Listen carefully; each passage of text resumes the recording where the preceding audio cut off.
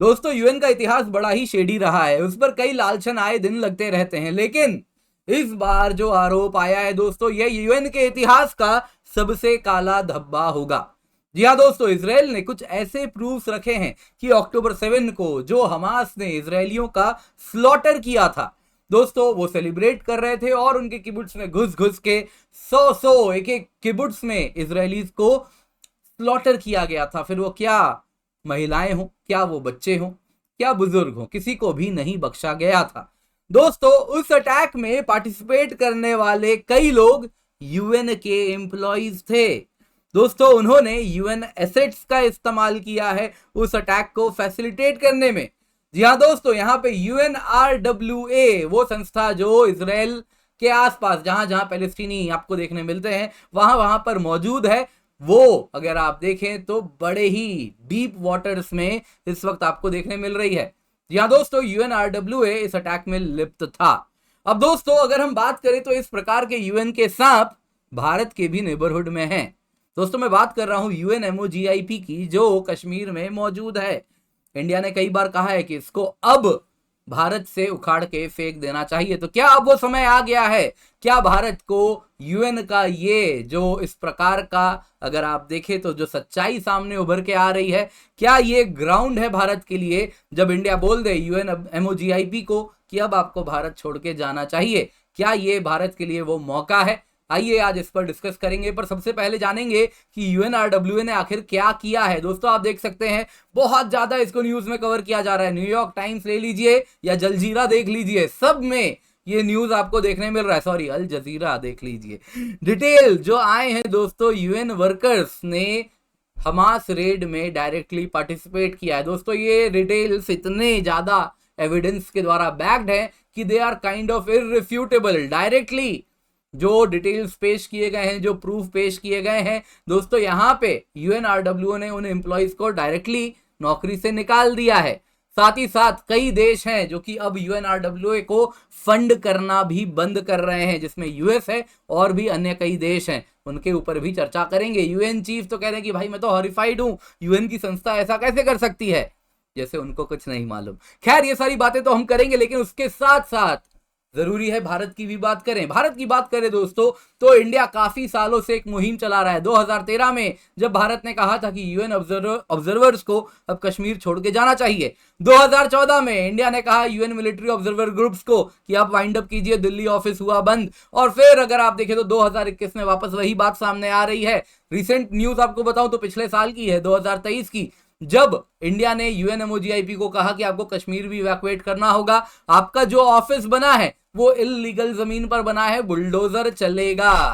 तो क्या UNMOGIP जो कि इसी प्रकार का कुछ अगर आप देखें तो रियलिटीज जो उसकी हैं कुछ वैसे ही UNRWA जैसी है, तो क्या इसको भी निकालना चाहिए? तो दोस्तों यहाँ पे हम कई बातों पर चर्चा करेंगे जब हम UNMOGIP पर चर्चा करेंगे। UNMOGIP पर सबसे पहले हमारी बात होगी, क्या भारत के पास करने का कोई ग्राउंड है? क्या UNMOGIP कुछ वैसा ही विषैला सांप है? नंबर 1। नंबर 2, क्या भारत के पास औचित्य है? औचित्य की जब बात करें तो क्या लीगली भारत ये कर सकता है, उस पर भी चर्चा करेंगे। तीसरा, क्या इंटरनेशनल रैमिफिकेशंस हो सकते हैं, उस पर भी चर्चा करेंगे। तो आइए आज की ये डिस्कशन शुरू करते हैं। पर इससे पहले आगे बढ़े, आप चाहें तो हमें आर्थिक रूप से सपोर्ट कर सकते हैं। ये हमारा QR कोड है, आप डायरेक्टली फोन पे, जीपे, पेटीएम किसी के भी सहारे ये स्कैन कर सकते हैं और जो भी आपकी आर्थिक जैसी भी क्षमता है उसके अनुसार आप हमें सपोर्ट कर सकते हैं। अगर आप विदेश में हैं तो आप डिस्क्रिप्शन बॉक्स में पेपैल का एक लिंक देख पाएंगे, उसके भी माध्यम से हमें सपोर्ट कर सकते हैं। और अगर आप आर्थिक रूप से नहीं सपोर्ट कर सकते हैं तो कोई बात नहीं है, हमारे लिए इस वक्त सबसे बड़ा सपोर्ट है जब आप हमें सब्सक्राइब करें। जैसा आप कमेंट में कहते हैं कि मुझे बहुत अच्छा लगता है, मैं आपसे 100वें सब्सक्राइबर से जुड़ा हुआ हूं, तो बहुत मुझे भी प्रसन्नता होती है। अभी भी दोस्तों हमारा संख्या जहां तक हमें लेके जाना है, हम अभी भी हमें काफी आगे जाना है, तो सब्सक्राइबर्स की संख्या बढ़ानी है। तो इसमें भी अगर आप हमें कंट्रीब्यूट करें, सब्सक्राइब बटन दबा के, बेल आइकन दबा के, तो ये भी हमारे लिए बहुत बड़ा एक बूस्ट होगा। तो उससे हमें वंचित बिल्कुल भी ना रखें। तो दोस्तों क्या कहानी है? अक्टूबर 7 को अटैक हुआ था, आपको याद होगा। इजरायली मिलिट्री और शिनबेत उन्होंने कुछ रिपोर्ट सामने लेकर के आए दोस्तों। उनकी इंटेलिजेंस सर्विस शिनबेत जो है, उन्होंने कहा है कि इजरायली गवर्नमेंट को एक रिपोर्ट पेश किया जिसमें उन्होंने कहा कि 12 यूएनआरडब्ल्यूए के एम्प्लॉइज हैं। यूएनआरडब्ल्यूए क्या करता है अभी आपको बता दूंगा। ओवरऑल पहले आपको मैं समराइज कर देता हूं। यूएनआरडब्ल्यूए का काम बड़ा सरल है कि जितने भी पैलेस्टीनियन रिफ्यूजीज हैं वो अगर आप देखें तो अलग अलग जगह पे रहते हैं। कुछ लेबनान में रहते हैं, कुछ जॉर्डन में रहते हैं, कुछ गाजा स्ट्रिप में हैं, तो कुछ अगर आप देखें तो जेरूसलम वाले इलाके में, वेस्ट बैंक में रहते हैं। तो इन सभी के लिए जो स्कूलिंग प्रोवाइड करना, एजुकेशन, हेल्थ केयर और बाकी फैसिलिटीज, खाने से लेकर सब कुछ उनका देखरेख करने का काम यूएनआरडब्ल्यूए का है। तो उस संस्था के, जो कि यूएन के द्वारा फंडेड है, उस संस्था के 12 लोग डायरेक्टली इस अटैक में शामिल थे। उन्होंने यूएनआरडब्ल्यूए का व्हीकल्स का भी इस्तेमाल किया है, अलग अलग फैसिलिटीज का भी इस्तेमाल किया है अक्टूबर 7 अटैक्स को अंजाम देने में। दोस्तों इजरायली ऑफिशियल्स ने ये इंफॉर्मेशन कहां से निकाला? दोस्तों यहां पे अगर आप जलजीरा की बात करें तो वो एक बात कह रहा है कि ये तो जो डिटेनीज हैं उनसे पूछताछ करके इंटरोगेशन के द्वारा न्यूज सामने आई है। क्या ये सच है? दोस्तों ये अर्ध सत्य है। पूरी कहानी मैं आपको बताता हूं। वो इसलिए सिर्फ इतनी बात कह रहे हैं क्योंकि ये तो कोई भी कह सकता है ना कि 4 डंडे मारे और कुछ भी बोल दिया और वो प्रूफ बना दिया। नहीं, बात सिर्फ उतनी नहीं है, ये एविडेंस बड़ा ही क्रेडिबल है। कारण क्या है कि जो इंफॉर्मेशन आया है वो हमास के कंप्यूटर से, उसमें ऐसे डॉक्यूमेंट्स कन्फिस्केट हुए हैं जब इजराइल ने गाजा में ऑपरेशन किया है, जो इसको इररिफ्यूटेबल बनाता है। हाँ, डिटेनीज, टेररिस्ट, उनसे भी इंटरोगेशन किया जिसके द्वारा इस प्रकार का इंफॉर्मेशन निकला है, लेकिन हमास के कंप्यूटर से भी इंफॉर्मेशन निकला है। कुछ अटैकर्स अगर आप देखें तो अक्टूबर 7 में डिटेन भी हुए हैं, कुछ मारे भी गए हैं। उनके पास भी यूएनआरडब्ल्यूए का आईडी था उस वक्त।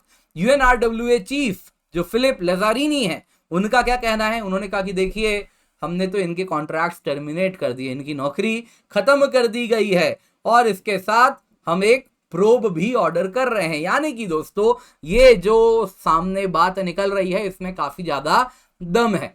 दोस्तों यहाँ पे 12 यूएन एम्प्लॉइज हैं, उनमें से अगर आप देखें तो एक व्यक्ति एक विमेन को किडनैप करने का उस पर एक्यूजेशन है कि उसने विमेन को किडनैप किया था, महिला को अगवा किया था। दोस्तों कमाल की बात जानते हैं, ये जो किडनैपर है ये यूएनआरडब्ल्यूए के द्वारा जो फंडेड स्कूल है उसमें टीचर का काम करते थे ये जनाब।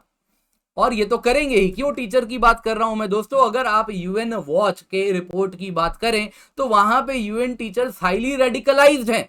यूएनआरडब्ल्यूए के द्वारा फंडेड जो स्कूल्स हैं वो टीचर्स बच्चों को पढ़ाते हैं कि आप ज्यूज को मर्डर कीजिए और इस प्रकार की बातें सामने उभरी हैं। यूएनआरडब्ल्यूए आज भी अगर आप देखें तो इसी प्रकार का हेट्रेड फैला रहा है पैलेस्टीनियंस के खिलाफ। 100 पेज का ये रिपोर्ट है जिसमें कई एविडेंसेस हैं। और दोस्तों वो टीचर ने वही किया जो वो पढ़ाता है, जो आप देख सकते हैं। जाहिर सी बात है दोस्तों, इसमें कहीं ना कहीं और भी इसके लिंकेजेस हैं थियोलॉजी से भी, उस पर भी चर्चा होनी चाहिए। साथ ही साथ अगर आप देखें तो एक पे आरोप है कि उसने गोलियां डिस्ट्रीब्यूट की हैं। तीसरे की बात करें तो इसमें किबुट्स मैसेकर में, जो किबुट्स में मैसेकर हुआ जिसमें 97 पीपल वर किल्ड, उसमें वो डायरेक्टली पार्टिसिपेट किया है। 12 स्टाफ मेंबर्स में से 9 अगर आप देखें तो उनकी तो नौकरी जा चुकी है, एक मृत हो चुका है, बाकी 2 की आइडेंटिटी अब तक नहीं मिल रही। वो स्टिल क्लैरिफाई किया जा रहा है, शायद इजराइल में ही कहीं बॉडी पड़ी हुई है जब वो अटैक करने आया था। दोस्तों यहां पे आपको बताना चाहूंगा यूएनआरडब्ल्यूए के फैसिलिटीज को टेररिस्ट पर्पसेस के लिए भी इस्तेमाल किया गया है। टेररिस्ट पर्पसेस कोर्ट में है क्योंकि ये और बताया नहीं गया है, वो बात अभी यूएन को मालूम है। अब दोस्तों यहां पे अगर आप देखें तो यूएनआरडब्ल्यूए एट अ ग्लैंस आपको मैं बता देता हूं, जलजीरा ने बड़ा अच्छा काम किया है ये इन्फोग्राफिक हमें देके। तो इसमें अगर आप देखें तो 1949 में इसको बनाया गया था। यूएनआरडब्ल्यूए एक स्पेशलाइज्ड यूएन एजेंसी है जो पैलेस्टीनियन रेफ्यूजीज को ह्यूमैनिटेरियन एड जैसे कि एजुकेशन, हेल्थ, सोशल सर्विसेज वगैरह देता है। आप देख सकते हैं इसके कैंप्स कहां पर हैं, कुछ जॉर्डन में, कुछ सीरिया में, कुछ लेबनान में, कुछ गाजा स्ट्रिप में, बिसीज्ड गाजा स्ट्रिप लिखा है। साथ साथ अगर आप देखें तो कुछ ऑक्यूपाइड वेस्ट बैंक में, ऑक्यूपाइड वेस्ट बैंक में। दोस्तों इन टोटल 58 रिफ्यूजी कैंप्स ये रन करता है। करीबन 6 मिलियन रजिस्टर्ड रिफ्यूजीज हैं। 706 स्कूल हैं जिनमें ये सारा पाठ पढ़ाया जाता है बच्चों को ज्यूज के बारे में।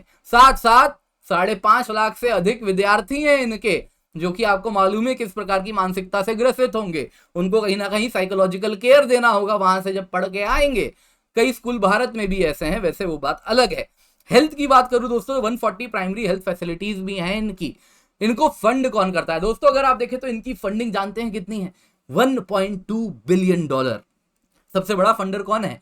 यूएस है, 350 मिलियन फंड करता है। फिर Germany 200 million, European union 114 million, Sweden 60 million, Norway 34 million, Japan 30 million, France 28, Saudi Arabia 27 million. In total अगर आप देखें तो इन 1.2 बिलियन फंडिंग में से कई फंडिंग वाले देशों ने कह दिया कि भाई हम अपनी फंडिंग वापस खींच रहे हैं। यूएस ने कह दिया हम और फंडिंग नहीं करेंगे। जब ये रिपोर्ट सामने आया किस प्रकार से यूएनआरडब्ल्यूए के एम्प्लॉइज इस प्रकार से अटैक कर रहे हैं इजराइल पे, उन्होंने स्लॉटर किया है। यूएस 350 मिलियन जो दे रहा था खींच लिया। Germany, Switzerland, Canada, Netherlands, UK, Italy, Australia, Finland सब ने कह दिया यूएनआरडब्ल्यूए को फंडिंग हो जाएगी बंद। 1.2 बिलियन में से 670 मिलियन करीबन फंडिंग खत्म हो चुकी है। हो सकता है जब तक आप ये वीडियो देखें तब तक यूरोपियन यूनियन भी फंडिंग अपनी खींच ले, यानी 115 मिलियन करीब और कम हो जाए, यानी कि यूएनआरडब्ल्यूए के लिए बड़ी समस्या आने वाली है। ये सऊदी भी कितनी फंडिंग करेगा, कुवैत शायद करेगा, लेकिन 12 मिलियन फंड करता है, उसकी जो हैसियत है उसके अनुसार वो करता है। कतर भी 10.5 मिलियन करता है, शायद यही कुछ देश होंगे जो फंड कर पाएंगे, उससे तो वो कुछ नहीं कर पाएंगे, उनके लिए काले दिन सामने हैं।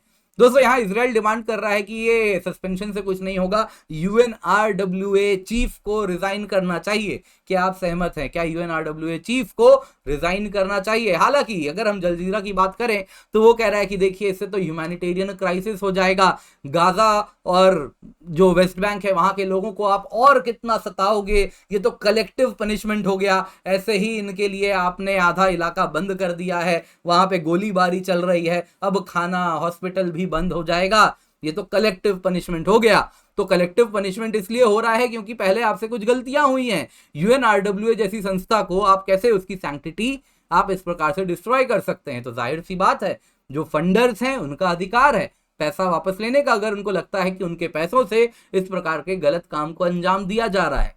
अब दोस्तों बात करते हैं कि इसी प्रकार के संस्था की जो भारत में ऑपरेट कर रहा है, किसकी बात हो रही है? UNMOGIP, United Nations military observer group in India and Pakistan. दोस्तों सबसे पहले आइए इसके इतिहास की बात करते हैं। ये आप देख सकते हैं श्रीनगर में इनका ऑफिस है, यहाँ पे इस प्रकार से तैनात है। इनका क्या काम है? बाइनोकुलर लगा के देखते हैं कि कहाँ पे एलओसी में कहाँ फायरिंग हो रही है। एलओसी कहना गलत होगा, ये जो टर्म यूज करते हैं वो अलग है जो अब एग्जिस्ट नहीं करता। क्या कह रहा हूं आइए आपको समझाता हूं। दोस्तों यूएनएमओजीआईपी की बात करें तो जनवरी 1949 में इसकी स्थापना हुई थी। क्यों हुई थी? क्योंकि फर्स्ट वॉर इन कश्मीर जो आपको मालूम है, कबायली घुस के आए थे, बेसिकली पाकिस्तानी आर्मी के कुछ लोग थे कबायली कपड़े पहन के जो कश्मीर में घुसे थे 1947-1948 में। वो अगर आप देखें तो उसके बाद इंडिया क्या किया था, यूनाइटेड नेशन सिक्योरिटी काउंसिल को अप्रोच किया था। बड़े ही नाइव थे हमारे पहले प्रधानमंत्री, उन्होंने क्या किया, कहा कि यूएन के पास जाएंगे और बताएंगे देखो देखो पाकिस्तान इस प्रकार से हमारे ऊपर क्या क्या कर रहा है। अब दोस्तों वो जो वेस्टर्न ब्लॉक था उस वक्त का यूएनएससी का, उन्होंने ये पलटी कर दी पूर्ण रूप से। अगर आप देखें तो इंडिया को दबा दिया इसमें। अप्रैल 1948 में रेजोल्यूशन 47 आता है जिसके द्वारा अगर आप देखें तो यूएनएमओजीआईपी बनता है। उससे पहले एक अलग नाम से एग्जिस्ट करता था, लेकिन अप्रैल 1948 में यूएनएमओजीआईपी के रूप में अगर आप देखें तो ये उभर के आता है। और इसके साथ जो पहला 1947-48 में वॉर होता है उसके बाद अगर आप देखें तो एक सीज फायर लाइन बनाया जाता है भारत और पाकिस्तान के बीच में कश्मीर वाले इलाके में।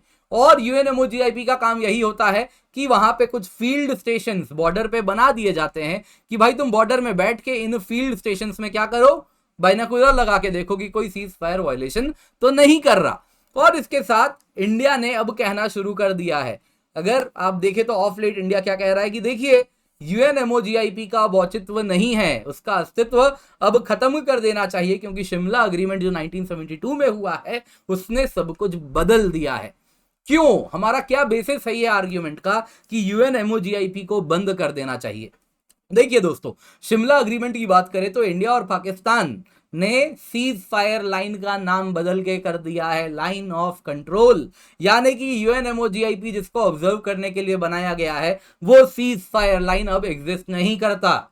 और शिमला अग्रीमेंट में साफ साफ कहा है कि इंडिया और पाकिस्तान कश्मीर के मुद्दे के जो इश्यूज हैं उसको बायलैटरली डिस्प्यूट्स को रिजॉल्व करेंगे, कोई थर्ड पार्टी की इंटरवेंशन नहीं होगी। 2014 में इंडिया ने यही कहा, यूएनएमओजीआईपी को कहा कि आप कश्मीर में वाइंड अप कीजिए, बोरिया बिस्तर उठाइए और जाइए।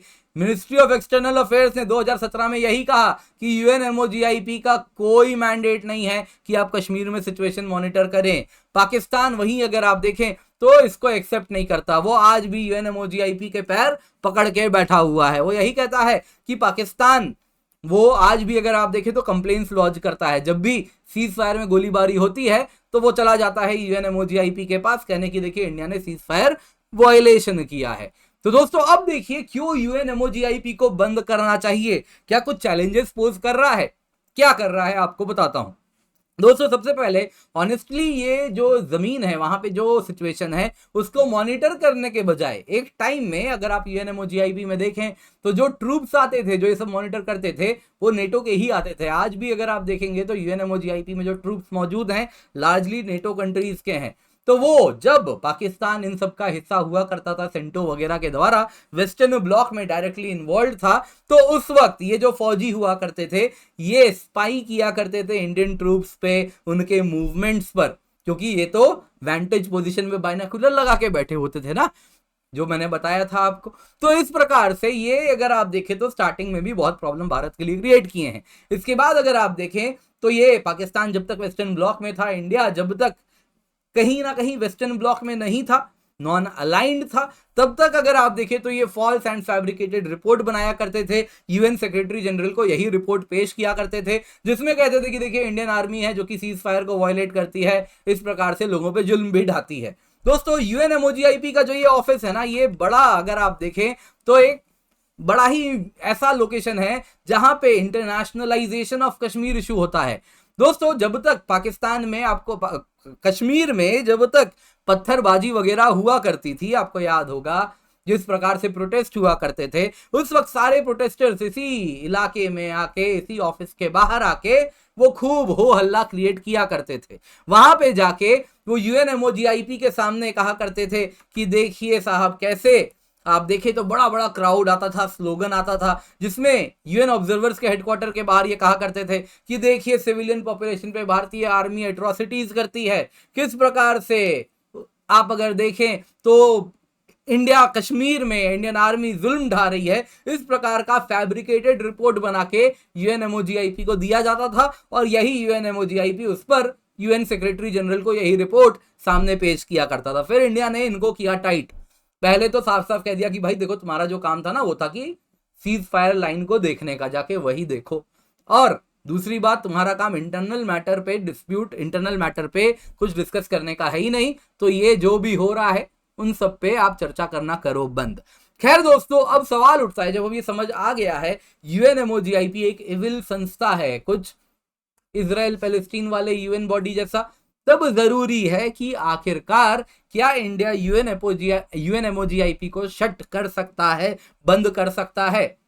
तो दोस्तों यहां पे आपको बताना चाहूंगा यूएन चार्टर के कई क्लॉज हैं जो कहते हैं कि अगर दो वॉरिंग स्टेट एक नेगोशिएटेड बाइलैटरल डील साइन करते हैं तो यूएनएससी का कोई राइट नहीं होगा उस डिस्प्यूट पे फर्दर अपने कुछ भी ऑर्डर्स देने का। दोस्तों ये जो बात है ना, कोफी अन्नान जी ने जब वो यूएन सेक्रेटरी जनरल थे उस वक्त इन्होंने कहा था, वो भी कब, जब पाकिस्तान में वो ऑफिशियल विजिट कर रहे थे। आप चाहें तो ये मिनिस्ट्री ऑफ एक्सटर्नल अफेयर्स की साइट है, उसमें Kofi Annan UN secretary general official visit to Pakistan और ये लाइन लिख दीजिएगा, आपको मिल जाएगा वो। और दोस्तों यहाँ पे इंडिया और पाकिस्तान, कोफी अन्नान जी ने यही कहा कि देखिए इंडिया और पाकिस्तान ने तो शिमला अग्रीमेंट साइन कर लिया है जिसके द्वारा कश्मीर इशू इनको बायलैटरली सॉल्व करना है नेगोशिएशन के द्वारा, और इसके साथ यूएनएससी का कोई रोल नहीं है यहाँ पे। तो अगर ये बात इस्टेब्लिश करनी है तो सबसे पहले इस संस्था यूएनएमओजीआईपी को यहाँ से हटाना होगा, यूएन ऑब्जर्वर्स को JNK से हमें हटाना होगा। अगर हम हटाएंगे तो ये पहला स्टेप होगा जिसके बाद हम आगे की ओर देख सकते हैं। आगे की ओर क्या होगा आप मुझे कमेंट में बता सकते हैं, क्या होगा अगला जब यूएनएमओजीआईपी हटेगा स्टेप 1 में, स्टेप 2 क्या होना चाहिए ये मुझे आप कमेंट में जरूर बताइएगा। खैर आपको दोस्तों आप चाहें तो हमें भारत संवाद को सपोर्ट कर सकते हैं आर्थिक रूप से, और अगर आप यूपीआई है तो आप डायरेक्टली QR कोड को स्कैन कर सकते हैं। अगर आप विदेश में हैं तो आप हमें पेपैल के माध्यम से भी सपोर्ट कर सकते हैं। अन्यथा इस वक्त हमारे लिए बहुत बड़ा सपोर्ट होगा अगर आप सब्सक्राइब बटन दबाएं, बेल आइकन को दबाएं और इसके साथ हम अपने चैनल को और बड़ा बना सकें, तो वो भी एक बहुत इंपॉर्टेंट सोर्स ऑफ रेवेन्यू होता है। जब आप इस वीडियो को देखते हैं, एड्स जब आते हैं, तो वो भी हमारे लिए उतना ही इंपॉर्टेंट है। तो मेक श्योर आप इन वीडियोस को लाइक करें, शेयर करें और साथ साथ आपको और भी वीडियोस दिख रहे होंगे, बड़े ही इंटरेस्टिंग वीडियोस हैं, आपको यहाँ पे लिंक दिख रहा होगा, जल्दी से जाएं उस वीडियो को भी देखें, बहुत कुछ जानने समझने आपको मिलेगा।